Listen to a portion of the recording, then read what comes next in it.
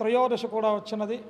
కావున స్వామివారు పరమేశ్వరుడికి ఒక విశేషం ఉన్నది. అలంకార ప్రియో విష్ణు అభిషేక ప్రియ శివ.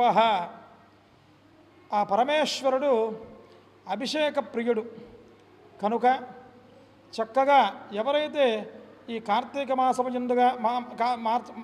మాసముయందు ఈ 4 సోమవారాలలో లేదు ప్రతిరోజు కూడా నిత్యము ఉదయము సాయంత్రము కూడా ఆ స్వామివారి యొక్క కార్యక్రమాల్లో పాల్గొని ఎవరైతే ఆ భగవంతుని ప్రార్థన చేస్తారో వారందరికీ కూడా ప్రథమో దైవ్యోభిషకు అనేటటువంటి వాక్యానుసారముగా ఆయన ఒక వైద్యుడు.